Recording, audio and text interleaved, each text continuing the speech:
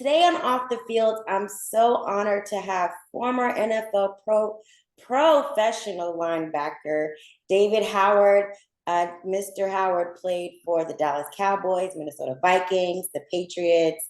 He played in the CFL, he played in the USFL. He all around just ideal. And you know, NFL, he should be in the Hall of Fame.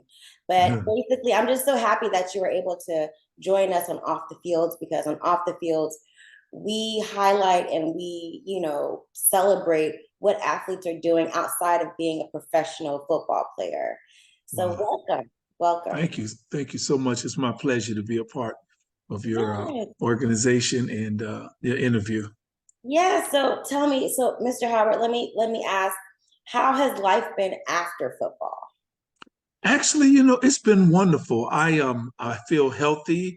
I have three businesses, small businesses that I'm working, and I work inside my business, not just on my business. I work in my businesses, and they're passions of mine. So it is wonderful to be working in my passion, and I just love it.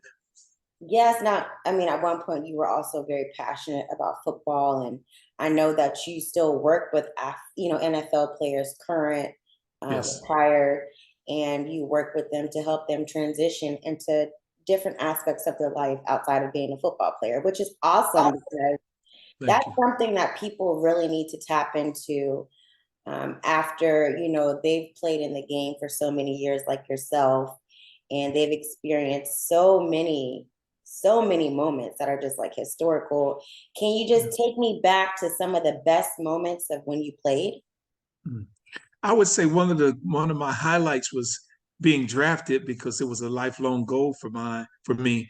And being drafted on that day, I never forget it. I was hyperventilating a little bit. I was excited, and it was just so surreal for me. And I'll never forget that moment in the first game that I ever played in, which was in the United States Football League back in 1984. My Mhm. first game, I would never forget. Those were some of the highlights. And getting traded to Dallas Cowboys, which was one of my dream teams to play for. I started out with Minnesota, and then once I got drafted to Dallas, it was one of the teams that I had secretly always wanted to play for. Right, who didn't back Mhm. then? you know. Yes. And so when you went to Dallas, that being like your dream team, which was like the American team back Yes. then, what was that first game like for you? It was wonderful because it was something that I had dreamed about, playing for the Cowboys and to suit up for them and go down on the kickoff. And it was really, really exciting, because they're the American team and it's a Yeah. very classy organization. And even though we were struggling our first year, I got there in the middle of the season because of the implementations of the trade. I got a chance to play in October, and it was just wonderful just to play for them that game and a couple of seasons before I got traded to New England Patriots. Wow. Yes. So you played on some of the best teams. I Yes, mean, I did. and some of your teammates, who are some of your most memorable teammates, and do you still keep in touch with them, have that Yeah. relationship like you did? Well, my first team in the NFL was actually, let me go back to the USFL. In the USFL, we was rookie. There was Steve Young. He was our quarterback. We Okay. had Kevin Nelson, Darren Nelson, myself, uh, what was his name? Mr. Kennard, Lee Williams. We had a ton. Lee Williams is from Fort Lauderdale. He went to elementary school with me, and I didn't even know until he got drafted. We met and connected in the USFL, and we was childhood friends. And since I had moved to Fort Lauderdale, we were classmates, and I kind of remember him, and we reconnected in the USFL. That was kind of ironic. That's And in crazy. yeah, in the NFL, once I got traded to the Dallas Cowboys, Troy Aikman, Emmett Smith, Michael Irving, all of those guys, they was Floridians also, and a lot of the players, Nate Newton, and so on and so forth. It was wonderful. Now, we talked about Fort Lauderdale briefly in the beginning. Just talk about your roots there and what Fort Lauderdale means to you. Yes, I was born in Enterprise, Alabama, and when I was 2 weeks old, I was raised by my grandparents. So we settled in Fort Lauderdale, Florida. I went to My elementary school was Norfolk Elementary, and I got a chance to go to Rogers Junior High School 1 year before I reconnected with my family in Long Beach, California. And Florida was my roots because my grandparents and my uncle, they taught me work ethic. They taught me Yeah. about community, what it was to have work ethic and the value of community and the value of money and entrepreneurship. That's where I learned my entrepreneur spirit. It's a lot of that down here in South Florida. Yes, I mean, the hustle absolutely. and bustle is definitely different from Yes, like in yes, Ohio, where I was yeah, at, at Ohio State.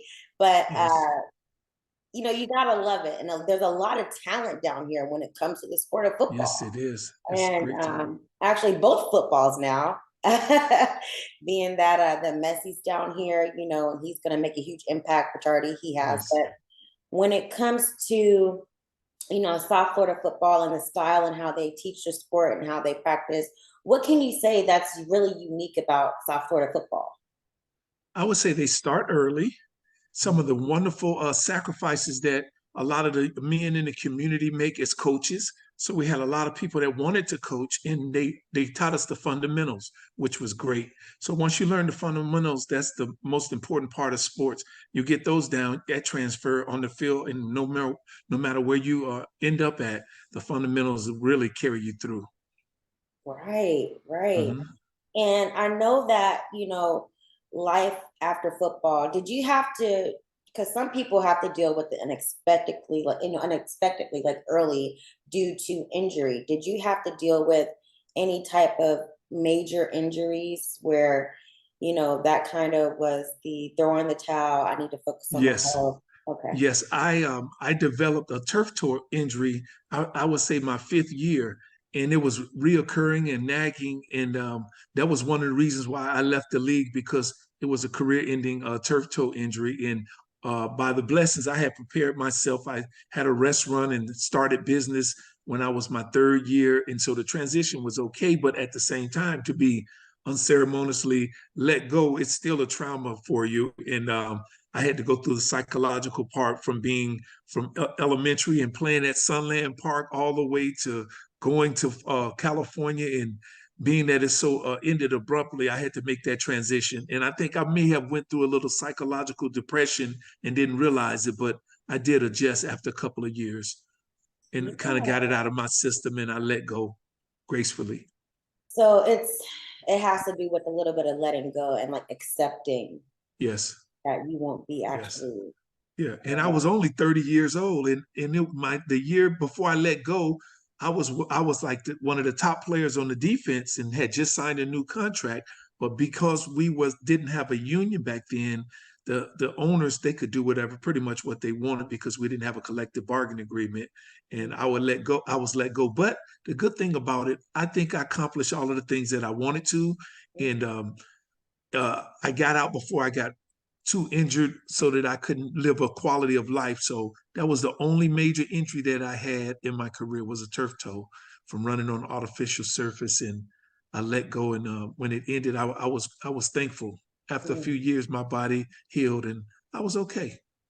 That's awesome, that you got out before you could, because now there's a whole discussion about changing the turf. Yes. And what are your thoughts on that? I think it's something that's needed. Even when I played, it was just the asphalt and then there was a thin carpet. So Mhm. now, because everything is bone on bone and sudden change, and you play so many games and you practice on it when you have inclement weather, it just it shortens your career. It looks good for the fans, but it's really, really hard on the body. And Wow. now that I'll be 62 in December. Uh, I stretch and do my yoga, but I can feel the aches and pains. Nothing major, but you can tell that you've been in a few car accidents, so to speak. Well, yoga is, I think a lot of NFL players are tapping into yoga a lot more Yes. as opposed to back, when you played.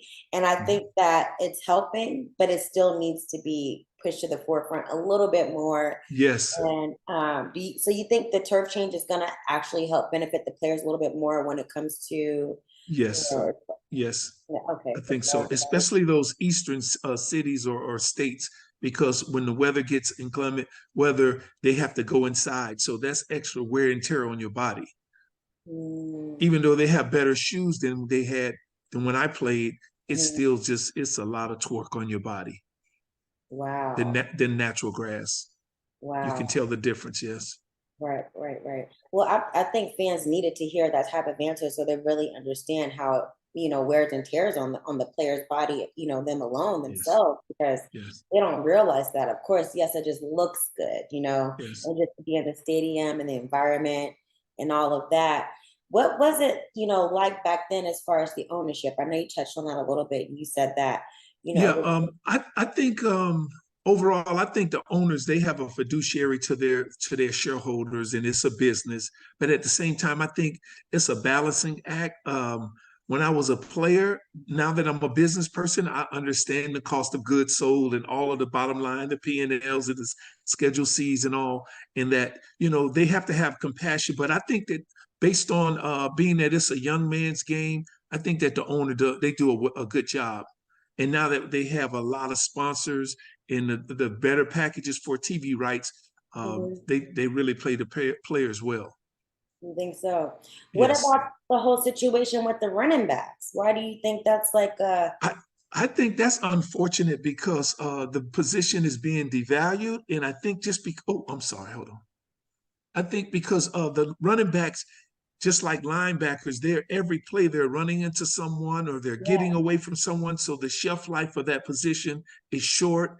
And they look at a lot of the running backs, they may start out at Pop Warner, you go through high school, college, it's just a lot of wear and tear. And at the end of the day, it's an investment. I think it's not fair. I think they should do something to it, or they should give them guaranteed contracts coming in as rookies. And then once they hit that third or fourth year, they should have a set minimum that they could pay the running backs because the running backs are vital to the offense. Yeah, I mean, we saw what happened with Nick Chubb the other night, right? That was, Yes, yes, oof, just ouch. yes. It's like, So that is so in that pain management to manage your pain, and sometimes you go into the game and I never really went into a game without something that was aching or sore. That's just the right, nature of the game, the sport. right, that comes with the territory. And, Yes, you know, prayers out to Nick Chubb, because that injury was, some people think, career ending for him, yeah, it because was it's bad. that same knee and it's been happening since Yes, 2015. yes, absolutely. So prayers to him. But for somebody like Nick Chubb, now he's going to start having to look into other opportunities, life after football.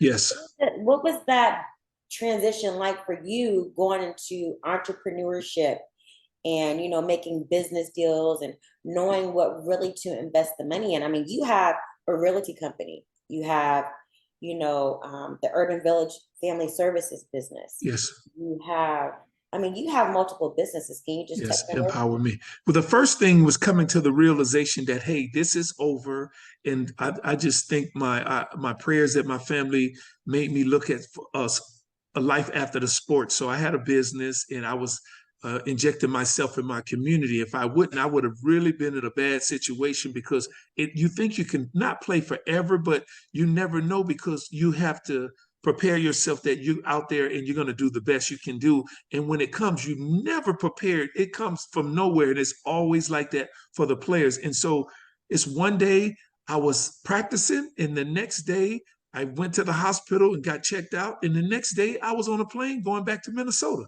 That's how abrupt it is. No warnings. You're escorted off the facilities.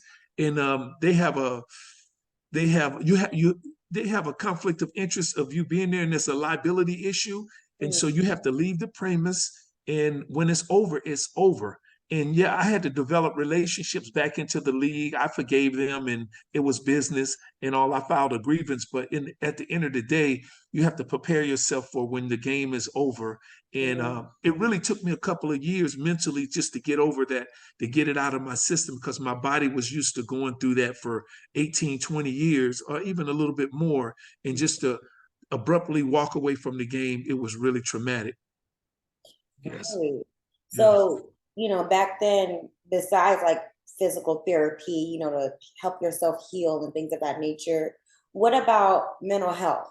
Now that's Yeah. something that is Yes. encouraged to acknowledge Absolutely. and take care of. What are Yes. your thoughts on mental health, how it was back then and, what it's like now? There was no support, and a lot of players resort to all kind of self-medication because the trauma of walking away from the game, and that was basically what 32 years ago since I retired, and Mhm, a lot of people are just not ready for it. And again, luckily I was ready for it, but a lot of players, you go through a natural depression, and mhm. that's why you see a lot of players making bad decisions with their resources, or they may come off the field and they become depressed, and then they let their health go because they're so used to being herded into different places and having itineraries to now you have to do everything on your own. And a lot of people are just not ready for it. I knock on wood, pray that I did overcome that right away. Right. So have you ever experienced any type of therapy? Actually, that's a great question. None professionally, but I've talked to individuals. I work with individuals with cognitive and developmental challenges, so I know some of the signs, and I've sat on a lot of therapy sessions. Probably should have been in them, but we all have childhood traumas, or we have, how it is. You always think about, you can overcome anything, but we do have it's usually a stigma in our communities, and they teach us to be really tough and mentally tough, but we all need someone to talk to. Yeah, especially back then, it was kind of like that, what happens at home stays at home Yes, type of, yes, environment. And that's how it still is in some households, right, and that's right. not, that's going to be hard to break out of that pattern, I think it's good to tap into your mindfulness, and just to share ideas with individuals, that if you're feeling a certain type of way, it's okay to open up and talk. Right, Yes. right, Mhm. exactly. And so now you're helping other athletes, NFL players transition. What has that been like for you? Because It's now been that's something that's really needed. Yes, it's been very, thank you for asking that question. It's been wonderful. And it's out of a need because um, players go through so many family issues. You're coming from college with no resources. You come into the league, even though they make tons of more money than we do, it was still relatively a lot of money. And sometimes when you come up, you may have generational challenges to where your money blueprint may not be as vast as other cultures or other individuals. So you have to learn how to be good. I would say stewards of your resources, because you're not going to play forever. So you have to learn how to deal with your immediate family. Then you could have a child, or you could get married, and you have to make sure that you do the right things with your money. So you have to make sure that you do all of the things that you need to do to make sure that your younger self take care of your older self. And a lot of people, because we don't have that teaching, we go through those changes. That's why sometimes the statistics are what they are. Right, and Mhm. but the league is 70% of the league is made up of us. Yes, You know? absolutely. But now I love the league because they do so many good things. They have the rookie symposium, and then they talk about financial literacy. They talk about being good stewards of your assets, and they have so many policies and procedures for the players to put their funds in right now, so that they don't have those issues in my generation. Right, right, right. Mhm. And when it comes to players who are like, for instance, they haven't really made it a meme, the NFL memes, but they said there's a Miami Dolphins player who has four women pregnant at the same time. Now, Yeah, really? Oh my God. Oh yeah. Now I wanted to speak on that. Let me yeah, get back to that. I was that's one of the reasons why that I wanted to go through the transition. Child support is a big issue, not just for the players, but connecting the families, because once you bring a child into the world, or you have a significant other or wife, that is a family dynamic. And we had already as a culture have so many traumas in our families, and it's unceremoniously sometimes that the resources splits the families up. yeah, And a lot of us as younger players, we just don't know. We don't have the skill set for the family part of what we're doing. We may be great sportsmen, but as far as being a rounded culturally person, we lack in that department. I know we do, because we spend 85% of our time in sports. Yeah, that's true. But let me ask you this. There's a whole issue right now with your Dallas Cowboys, owner Jerry Jones, him Yes. making a certain comment in response to Terry Pagula, Buffalo Bills owner. Hmm. And, you know, Jerry Jones, for him to say, if blacks feel some kind of way, then they should buy their own team Yes. and hire who they want to hire. Do you Yeah. think if there were more black NFL head coaches, do you think that is a topic that could be addressed a lot more when it comes to black athletes about child support and about having those skills that you're talking about? Do you think that would make the difference if there were more black NFL head coaches? That's a great question. I think absolutely because you can see it's playing out in real time with Dion that he's has a faith base in himself and Yeah. he's being really a father to a lot of the young men, even the the white athletes also, and he's Hmm. holding them accountability because unfortunately a lot of us come into the world and we come from single parents, Right. unfortunately, but that's just what it is. We make up 70% of the league and we Hmm. need good father figures. And you can see in Coach Tomlin, coach. He was a quarterback coach that was for Tampa Bay. Hmm. Forget his name, but anyway, he was a great father figure, and I think African American coaches they hold the players accountable, They and do. that makes a difference. I think that It makes a great difference. makes a big difference, right? Yes, Tony Dungy. Yes, Yeah, and yes, when you okay, so when the comment Terry Pagula made, saying that if black athletes don't like it here, they should go back to Africa. yeah, One, I mean, there are African football players, a lot more African football players now. Right now, there's like this momentum behind us as well, like this celebration in us just yes, organically, yes, where it's like we're just being unapologetically black, yes, embracing our blackness, our heritage. You have the African football players who are showcasing their heritage more, hmm, proudly. And so yes. when you heard that in the news, what were your first thoughts, your I reaction? think I think it's ignorance. A lot of people don't understand that.